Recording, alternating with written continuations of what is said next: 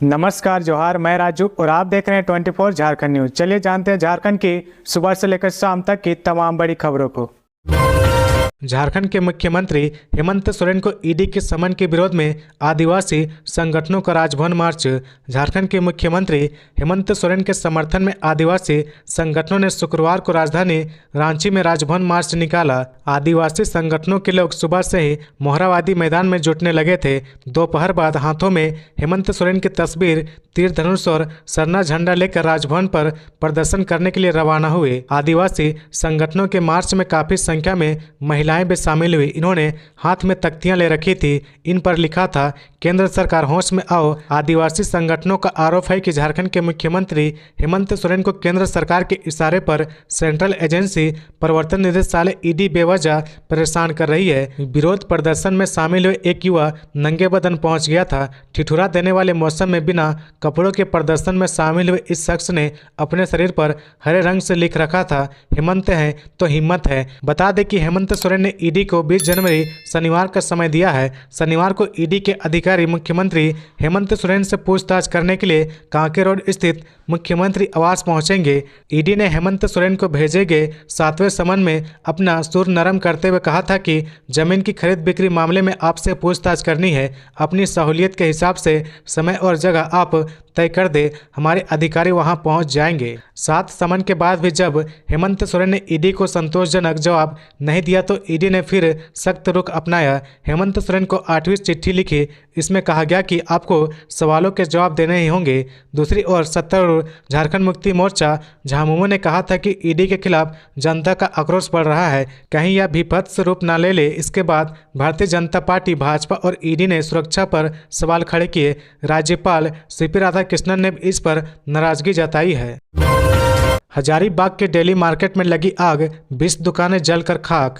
हजारीबाग के daily market में आग लग गई। शहर के मेन रोड स्थित डेली मार्केट में शुक्रवार की सुबह भीषण आग लग गई, जिसमें 20 से अधिक दुकानें जलकर खाक हो गई। इसमें कपड़ा, जूता, पूजा के सामान और दूसरी चीजों की दुकान शामिल है। करीब 5 घंटों की मशक्कत के बाद आग पर काबू पा लिया गया। दमकल की 3 गाड़ियां आग बुझाने में जुटी थी। आग बुझाने की कोशिश में Hazaribagh police, fire brigade, daily market के दुकान संचालक और स्थानीय लोग शामिल रहे। संकरी गलियां होने के कारण ज्यादा परेशानी हुई। आग से 50 लाख के नुकसान का अनुमान लगाया जा रहा है। लगभग 4:30 बजे सुबह लोगों की नजर पड़ी कि एक दुकान से धुआं उठ रहा है। जब तक आग बुझाने की कोशिश शुरू होती तब तक आग ने दूसरी दुकानों को अपनी चपेट में ले लिया। देखते ही देखते पूरा मार्केट धधकने लगा। आग कैसे लगी इसका खुलासा नहीं हो पाया है। सदर थाना प्रभारी इंस्पेक्टर ललित कुमार दल बल के साथ मौके पर पहुंचे। दुकान संचालक और स्थानीय लोगों ने भी पुलिस और फायर ब्रिगेड को जानकारी दी। फिर सदर एसडीपीओ महेश प्रजापति दल बल के साथ पहुंचे। पहले 2 दमकल आग पर काबू पाने के लिए पहुंचे, लेकिन 2 दमकल के लिए आग पर काबू पाना संभव नहीं हो सका। धीरे धीरे एक के बाद एक 20 से अधिक दुकानें चपेट में आ गई। डेली मार्केट में संकरी गली होने के साथ साथ हर दुकान एक दूसरे से सटे हुए हैं, जिसके कारण कई दुकानें चपेट में आई। प्रशासन, स्थानीय लोग और फायर ब्रिगेड की टीम आग बुझाने में जुटी रही। झारखंड हाईकोर्ट ने सरकार से पूछा, कब ली जाएगी शिक्षक पात्रता परीक्षा। झारखंड हाईकोर्ट के जस्टिस अनंत सेन की अदालत ने झारखंड शिक्षक पात्रता परीक्षा जेटेट के आयोजन को लेकर दायर याचिका पर सुनवाई की। मामले की सुनवाई के दौरान अदालत ने प्रांतीय व राज्य सरकार का पक्ष सुना। दोनों पक्षों को सुनने के बाद अदालत ने राज्य सरकार को स्पेसिफिक जवाब दायर करने का निर्देश दिया है। अदालत ने पूछा कि राज्य सरकार टेट का आयोजन कब करेगी। टेट लेने की समय सीमा बताते हुए 4 सप्ताह के अंदर स्पेसिफिक जवाब दायर की जाए। मामले की अगली सुनवाई 4 सप्ताह के बाद होगी। इससे पूर्व प्रार्थी की ओर से अधिवक्ता ललित कुमार सिंह ने पक्ष रखते हुए अदालत को बताया कि शिक्षक नियुक्ति नियमावली 2022 के अंतर्गत कक्षा 1 से 5 और 6ठी कक्षा से 8वीं कक्षा में शिक्षकों की नियुक्ति के लिए अभ्यर्थियों को टेट पास होना जरूरी है। पिछले 7 सालों से झारखंड में टेट का आयोजन नहीं किया गया है। विद्यार्थी टेट आयोजित होने का इंतजार कर रहे हैं, लेकिन वर्ष 2016 से अब तक पात्रता परीक्षा नहीं ली गई है। टेट परीक्षा नहीं होने से वह नियुक्ति प्रक्रिया में भाग नहीं ले पा रहे हैं। NCTE की गाइडलाइन के अनुसार प्रत्येक वर्ष टेट का आयोजन होना है। अधिवक्ता श्री सिंह ने NCTE व राज्य सरकार शिक्षक नियुक्ति नियमावली 2021 के तहत टेट आयोजित करने के लिए राज्य सरकार को आदेश देने का आग्रह किया है। उल्लेखनीय है कि प्रार्थी प्रिया कुमारी यादव व अन्य की ओर से याचिका दायर की गई थी। प्रार्थियों ने टेट आयोजित करने की मांग की है। साहेबगंज में सड़क हादसा, बाइक और स्कॉर्पियो की टक्कर में 2 युवक की मौत। साहेबगंज जिले के रंगा थाना क्षेत्र में सड़क हादसा हो गया जिसमें 2 युवक की मौत हो गई। घटना शुक्रवार सुबह बरहरवा हिरनपुर मुख्य मार्ग पर घटी है, जहां स्कॉर्पियो और बाइक की भिड़ंत हो गई। इस हादसे में बाइक सवार दोनों युवक की मौत हो गई। मिली जानकारी के अनुसार हिरनपुर की ओर से एक स्कॉर्पियो बरहरवा की ओर जा रही थी। इसी दौरान रांगा थाना क्षेत्र के बरहरवा हिरनपुर मुख्य मार्ग के विजयपुर मोड़ के समीप विपरीत दिशा एक मोटरसाइकिल भी जा रही थी। दोनों की आमने सामने टक्कर हो गई जिससे यह हादसा हो गया। राहगीरों के अनुसार टक्कर इतनी जोरदार थी कि बाइक और स्कॉर्पियो दोनों के परकच्चे उड़ गए। इस सड़क हादसे में मोटरसाइकिल चालक की मौके पर ही मौत हो गई। वहीं बाइक पर सवार दूसरा युवक गंभीर रूप से घायल हो गया, जिसे राहगीरों ने उठाया और नजदीकी अस्पताल ले गए। अस्पताल में मौजूद डॉक्टरों ने दोनों को मृत घोषित कर दिया। मृतकों की पहचान रांगा थाना क्षेत्र के माधोपाड़ा सिमल जोड़ी के रहने वाले 42 वर्षीय मामू किस्को और विजयपुर के रहने वाले 19 वर्षीय सनंत सोरेन के रूप में हुई है। इधर घटना की जानकारी मिलते ही रांगा थाना पुलिस मौके पर पहुंची और दोनों शवों को कब्जे में लेकर थाना चली गई। खबरों में आगे बढ़ने से पहले अगर अभी तक आपने इस चैनल को सब्सक्राइब नहीं किया तो प्लीज सब्सक्राइब कर ले, जिससे झारखंड की हर छोटी सी बड़ी खबर की अपडेट आप तक पहुंचता रहे। साइबर अपराधी को पकड़ने के दौरान पुलिस जवान बराकर नदी में डूबा, दूसरे दिन भी खोजबीन जारी। धनबाद टुंडी के मधुरसा सोमनाथ स्थित बराकर नदी के किनारे साइबर अपराधी को दौड़ाकर पकड़ने के दौरान आरक्षी संदीप कुमार मंडल बुधवार की दोपहर बराकर नदी पार करने के दौरान डूब गए। बताया जा रहा है कि cyber DSP Sumit Lakra team के साथ टुंडी बराकर नदी के किनारे स्थित मधुरसा गांव में साइबर अपराधी की तलाश में पहुंची थी। गांव के नजदीक बराकर नदी के किनारे एक जगह में 4-5 युवक मोबाइल लेकर कुछ कर रहे थे। इसी क्रम में पुलिस को देखते ही सभी भागने लगे। साइबर पुलिस की टीम भी युवक को खदेड़कर पकड़ने का प्रयास करने लगे। भागने के क्रम में एक युवक अपने आप को गिरता देख बराकर नदी में कूद गया और तैरकर नदी के दूसरी ओर जाने लगा। पुलिस टीम से भी एक आरक्षी संदीप मंडल नदी में तैरकर भाग रहे युवक के पीछे वह भी नदी में उतर गया। इसी क्रम में संदीप कुमार मंडल का पैर लड़खड़ाया और वह पानी में गिर गया। इसके बाद किसी ने उसे पानी से उठते नहीं देखा। काफ़ी खोजबीन के बाद शुक्रवार की सुबह 10 बजे तक भी डूबे जवान के बारे में कोई जानकारी नहीं मिल पाई है। अब भी खोजबीन जारी है। नदी में डूबने वाले जवान बोकारो के रहने वाले हैं। गिरिडीह के रास्ते बिहार जा रही अवैध शराब की बड़ी खेप जब्त, हिरासत में 3 मास्टरमाइंड की तलाश। अवैध शराब तस्करी के खिलाफ गिरिडीह पुलिस ने एक बार फिर से बड़ी कार्रवाई की है। इस बार गिरिडीह पुलिस ने गुप्त सूचना के आधार पर पचम्बा थाना क्षेत्र के बुढ़वा आहर तालाब के पास से अवैध शराब लदी एक टाटा मैजिक गाड़ी और एक स्कॉर्पियो को जब्त किया है। इन दोनों गाड़ियों से पुलिस ने अलग अलग कंपनियों की 110 पेटी से अधिक विदेशी शराब की खेप को जब्त किया है। बाजार में जब्त शराब की कीमत करीब 8 से 10 लाख रुपए बताई जा रही है। फिलहाल पुलिस हिरासत में लिए गए तीनों युवक से पूछताछ कर रही है। बताया जाता है कि गिरिडीह SP दीपक कुमार शर्मा को गुप्त सूचना मिली कि पड़ोस के जिले बोकारो से गिरिडीह के रास्ते अवैध शराब की खेप बिहार भेजी जा रही है। इसी सूचना के बाद गिरिडीह SP दीपक कुमार शर्मा ने पचम्बा थाना प्रभारी मुकेश दयाल सिंह को इलाके में गश्त करते हुए छापेमारी करने का निर्देश दिया, जिसके बाद पचम्बा थाना प्रभारी मुकेश दयाल सिंह देर रात को पचम्बा थाना क्षेत्र के बुढ़वा आहर तालाब के समीप चेकिंग अभियान चलाकर वाहनों की तलाशी कर रहे थे। इसी दौरान एक डाक पार्सल टाटा मैजिक गाड़ी को रोकने का इशारा किया गया, लेकिन चालक गाड़ी रोकने की बजाय तेजी से भागने लगा। हालांकि पुलिस ने गाड़ी रुकवा ली और तलाशी शुरू की। तलाशी के दौरान पाया गया कि कुरकुरे समेत अन्य नमकीन सामानों के आड़ में शराब की पेटियों की तस्करी के लिए ले जाया जा रहा था। ठीक इसी के बाद तुरंत पुलिस ने एक सफ़ेद रंग की स्कॉर्पियो को भी रोका। स्कॉर्पियो की तलाशी की गई तो उसमें भी भारी मात्रा में अवैध शराब बरामद किया गया।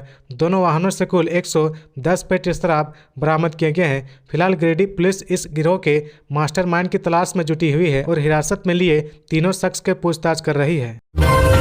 कोडरमा से किडनैप हुआ बच्चा प्रयागराज में मिला, दिल्ली जाने की थी तैयारी, 2 महिलाएं गिरफ्तार। झारखंड के कोडरमा जिले से 2 सगी बहनों ने मासूम का अपहरण किया। उससे कालका एक्सप्रेस से लेकर दिल्ली जा रही थी। सूचना आरपीएफ कंट्रोल रूम पहुंची तो प्रयागराज जंक्शन पर छापेमारी कर दोनों को पकड़ा गया। बच्चा भी सुरक्षित मिल गया। दरअसल कोडरमा के रहने वाले 5 साल के आर्यन को दोनों बहनों ने किडनैप किया था। योजना थी कि दिल्ली पहुंचने के बाद बच्चे के परिजनों से फिरौती मांगी जाए और अगर पैसे ना मिले तो बच्चे को बेच दिया जाए। आरपीएफ ने कंट्रोल रूम में मंगलवार की रात सूचना मिली थी कि ट्रेन नंबर 12311 कालका एक्सप्रेस के साधारण कोच में 5 साल के आर्यन कुमार 2 स्थानीय महिलाएं अगवा कर ले जा रही थी।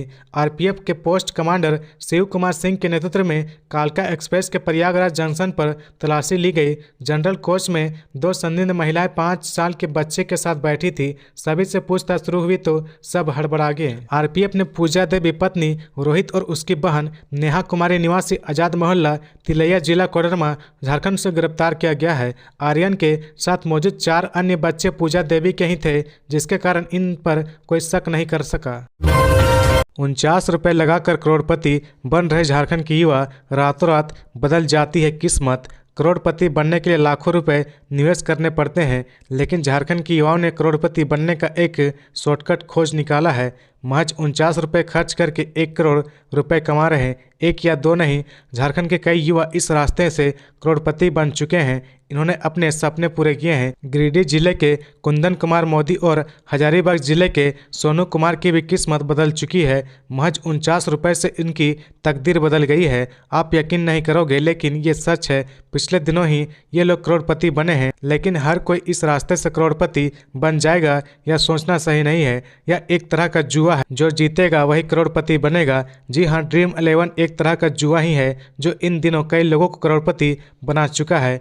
बहुत से लोगों के पैसे भी डूबे हैं, हालांकि उनका नुकसान उतना बड़ा नहीं है जितना बड़ा फायदा हो रहा है। इसे सोच समझ कर ही खेले, नहीं तो लेने के देने पड़ सकते हैं। ये जोखिम भरा खेल है। इसमें ज़्यादातर मध्यम वर्गीय व गरीब परिवार के लोग ही पैसे लगाते हैं। वैसे लोगों को ऐसे जोखिम भरा खेल खेलने से बचना चाहिए। अपनी समझदारी से नहीं खेलने पर भारी आर्थिक नुकसान व जमा पूंजी बर्बाद होने की आशंका बनी रहती है।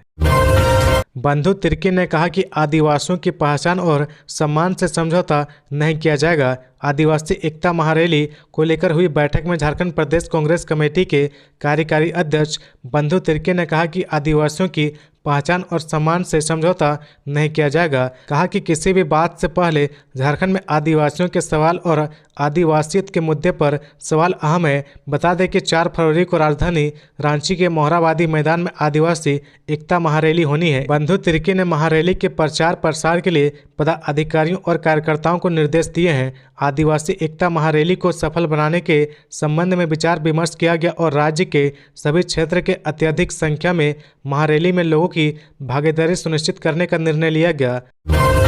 धोनी के खिलाफ दोस्त के मानहानि केस पर 29 जनवरी को होगी सुनवाई। 15 करोड़ का है मामला। टीम इंडिया के पूर्व कप्तान महेंद्र सिंह धोनी के खिलाफ कभी उनके करीबी दोस्त और बिजनेस पार्टनर रहे मिहिर दिवाकर ने मानहानि का मुकदमा दायर किया है, जिस पर गुरुवार को दिल्ली हाईकोर्ट में सुनवाई होनी थी, लेकिन सुनवाई टल गई। अब इस मामले पर 29 जनवरी को सुनवाई होगी। वहीं हाईकोर्ट की ओर से यह आदेश दिया गया कि इस केस के बारे में धोनी या उनकी ओर से पैरवी कर रहे लॉ फॉर्म में दी जाए। गौरतलब है कि कुछ दिन पहले महेंद्र सिंह धोनी की तरफ से मिहिर दिवाकर और सौम्या दास के खिलाफ रांची सिविल कोर्ट में क्रिमिनल केस किया गया था। धोनी की ओर से आरोप लगाया गया था कि मिहिर दिवाकर ने उनको 15 करोड़ रुपए से अधिक का नुकसान कराया है। गौरतलब है कि वर्ष 2017 में MS धोनी और मिहिर दिवाकर एवं सौम्या दास की स्वामित्व वाली कंपनी आर्का स्पोर्ट्स मैनेजमेंट कंपनी के बीच कॉन्ट्रैक्ट हुआ था। इसके तहत भारत सहित विश्व भर में क्रिकेट एकेडमी की स्थापना की जाने वाली थी। कॉन्ट्रैक्ट के मुताबिक धोनी को फ्रेंचाइजी शुल्क और प्रॉफिट का हिस्सा मिलना चाहिए था, लेकिन आरोप है कि यह नहीं दिया गया। धोनी द्वारा दी गई शिकायत में यह भी कहा गया कि धोनी ने मिहिर दिवाकर को लीगल नोटिस भी भेजा, लेकिन उसका समुचित जवाब नहीं दिया गया। धोनी की तरफ से लिखित शिकायत दर्ज कराकर यह आरोप लगाया गया कि मिहिर दिवाकर ने अनुबंध की शर्तों का उल्लंघन किया है। धोनी ने कॉन्ट्रैक्ट वापस ले लिया, बावजूद इसके दिवाकर धोनी के नाम का इस्तेमाल करते रहे। संजय सिंह यादव ने कहा कि बीजेपी को सत्ता से बेदखल करने के लिए सीट शेयरिंग में सभी दलों का त्याग जरूरी है। झारखंड आरजेडी के अध्यक्ष संजय सिंह यादव ने बीजेपी और केंद्र सरकार पर विपक्षी पार्टियों के खिलाफ ईडी, सीबीआई और इनकम टैक्स जैसी केंद्रीय जांच एजेंसियों के दुरुपयोग का आरोप लगाया। संजय सिंह ने यह भी आरोप लगाया कि भारतीय जनता पार्टी ही सनातन हिंदू धर्म और सर्वोच्च धर्मगुरु शंकराचार्य का अपमान कर रही है। उन्होंने कहा कि केंद्रीय एजेंसियां आखिर क्यों बीजेपी के मंत्रियों, सांसदों व विधायकों के आवास पर छापा मारती है। प्रदेश आरजेडी अध्यक्ष ने कहा कि महाराष्ट्र में बीजेपी नेता अजीत पवार के खिलाफ करप्शन के आरोप लगते थे, 4 दिनों में जेल भेजने की बात करते थे, लेकिन गठबंधन करते हुए उनको उप मुख्यमंत्री बना दिया गया। संजय सिंह यादव ने कहा कि आरजेडी सुप्रीयो लालू यादव ने सांप्रदायिक शक्तियों से मुकाबला करने के लिए इंडिया गठबंधन बनाया है। अब वरीय नेता गौतम सागर राणा पार्टी में लौट आए हैं तो झारखंड में संगठन को दोहरा लाभ होगा। उन्होंने कहा कि हमारे नेता इंडिया गठबंधन की अगुवाई कर रहे हैं, इसलिए आगामी लोकसभा चुनाव में सीट शेयरिंग के मुद्दे पर कोई समस्या नहीं आएगी। यदि बीजेपी को सत्ता से बेदखल करना है तो थोड़ी बहुत त्याग भी सभी पार्टियों को करना ही होगा। उन्होंने कहा कि बीजेपी की विभाजनकारी नीतियों को हराने के लिए सबका साथ आना जरूरी है। शिक्षा विभाग बना भ्रष्टाचार का अड्डा, रिटायर्ड शिक्षक शिक्षिकाओं से भी हो रहा वसूली। गुमला में शिक्षा विभाग भ्रष्टाचार का अड्डा बना हुआ है। हालांकि कोई इस मुद्दे पर खुल कर नहीं बोलता है। इस कारण विभाग के लोग हर छोटे मोटे मामले में शिक्षकों से घूस लेते रहे हैं। शिक्षकों को अक्सर डर रहता है कि 10-20 हज़ार रुपये विभाग के अधिकारी को घूस नहीं देंगे तो उनकी नौकरी चली जाएगी। इसलिए कभी शिक्षक इसकी शिकायत वरीय अधिकारियों के पास नहीं करते हैं और शिक्षा विभाग के अधिकारियों की मुँह मांगी रकम घूस के तौर पर देकर अपनी नौकरी बचाते रहे हैं। यहाँ तक कि रिटायर्ड शिक्षक शिक्षिकाओं से भी विभाग के अधिकारी व कर्मचारी वसूली करने से बाज नहीं आते हैं। कई शिक्षक लड़खड़ाते पैरों से विभाग के दरवाजे तक जाते हैं। उनसे भी कई बार घूस ले लिया गया है, परंतु इसकी शिकायत नहीं होने के कारण विभाग के लोग बचते रहते हैं। ऐसे में शिक्षिका कुंती देवी ने हिम्मत दिखाई और जिसका नतीजा है कि घूसखोर डीईओ व कंप्यूटर ऑपरेटर एसीबी के शिकंजे में आए हैं। ब्रांड इमरान पर जामताड़ा को भरोसा, कांग्रेस विधायक ने किस पर लगाया माहौल बिगाड़ने का आरोप। जामताड़ा के कुल डंगाल में सम्मान समारोह में जामताड़ा विधायक इरफान अंसारी शामिल हुए। इस दौरान उन्होंने जामताड़ा में उनके खिलाफ विरोध प्रदर्शन करने वालों पर निशाना साधा। उन्होंने कहा कि जामताड़ा के लोग शिक्षित, असली और नकली का फर्क समझते हैं। इरफान ने कहा कि सागर की कुछ बूंदें अगर गंदी भी हो जाएं तो पूरा समुद्र गंदा नहीं होता। ठीक उसी प्रकार जामताड़ा में 2-3 झूठे और फरेबी लोगों से जामताड़ा का माहौल नहीं बिगड़ सकता। यहाँ के लोगों को इरफान अंसारी पर भरोसा है, जो दिन रात ईमानदारी से उनकी सेवा में लगे हुए हैं। जनता को संबोधित करते हुए इरफान अंसारी ने आगे कहा कि यहाँ के आदिवासियों का मान सम्मान एवं अधिकार के लिए दिन रात लड़ता हूँ। बीजेपी वाले आदिवासियों के जमीन एवं खनिज संपदा पर बुरी नज़र रखती है, दूसरी तरफ आरसू आदिवासियों को मिलने वाले हक एवं अधिकार को छीनना चाहती है। उन्होंने कहा कि इनकी नीयत को समझना होगा। बीजेपी वाले ने यहाँ के लोगों को और भी गरीब बना दिया है। जिन्हें मालिक होना चाहिए था वो आज दर दर की ठोकरें खा रहे हैं। बीजेपी वालों ने 18 सालों तक झारखंड के आदिवासी एवं मूलवासियों का शोषण किया और अब जब हेमंत सोरेन की सरकार जनता के हित में काम कर रही तो इन लोगों को बौखलाहट हो गई है। सम्मान समारोह में इरफान अंसारी ने लगभग 3000 जरूरतमंदों के बीच कंबल वितरण किया। इरफान अंसारी ने कहा कि सम्मान समारोह में शामिल हुए लोगों का कहना है कि वे हमेशा उनके बीच जाते हैं और मदद करते हैं। आगे उन्होंने कहा कि मैंने ईमानदारी से क्षेत्र की जनता का निष्पक्ष भावना से सेवा करता आ रहा हूं। अडानी अंबानी लाखों खर्च करके भी इतनी बड़ी भीड़ नहीं ला सकती है जितना यह लोग मेरा नाम सुनकर ही पहुंच जाते हैं। यह मेरे लिए बहुत बड़ी बात है। मैं यहाँ की जनता का विश्वास जीतने का काम किया हूँ।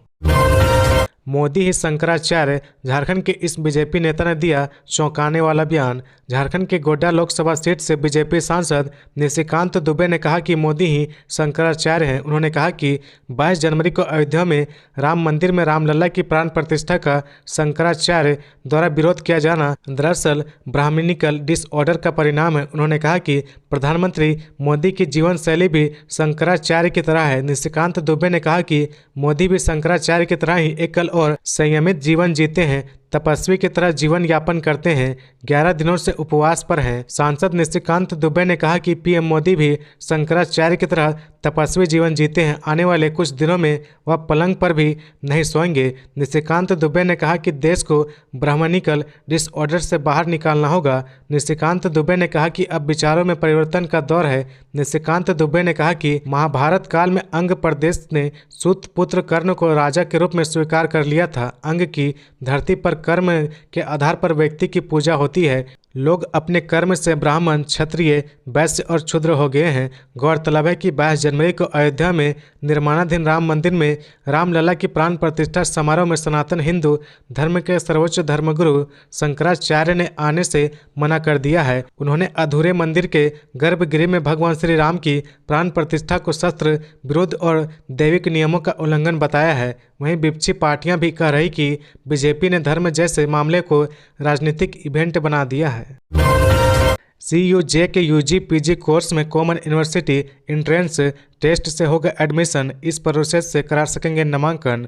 CUJ झारखंड केंद्रीय विश्वविद्यालय में शैक्षणिक सत्र 2024-25 के लिए एकीकृत स्नातक एवं स्नातकोत्तर कार्यक्रमों में नामांकन के लिए NTA द्वारा आयोजित प्रवेश परीक्षा CUET common university entrance test 2024 के अंकों के आधार पर ही होगा। CUJ में एकीकृत UG PG और स्नातकोत्तर कार्यक्रमों में प्रवेश लेने के लिए इच्छुक उम्मीदवारों को CUET UG 2024 और CUET PG 2024 प्रवेश परीक्षा देनी होगी। आपको बता दें कि NTA द्वारा CUET PG 2024 प्रवेश परीक्षा के लिए ऑनलाइन आवेदन आमंत्रित किया जा चुका है। इसकी अंतिम तिथि 24 जनवरी 2024 है। CUJ में शैक्षणिक सत्र 2024-25 में नामांकन के लिए उम्मीदवारों को NTA और CUJ द्वारा निर्देशित अधिसूचनाओं एवं प्रक्रियाओं का पालन करना होगा।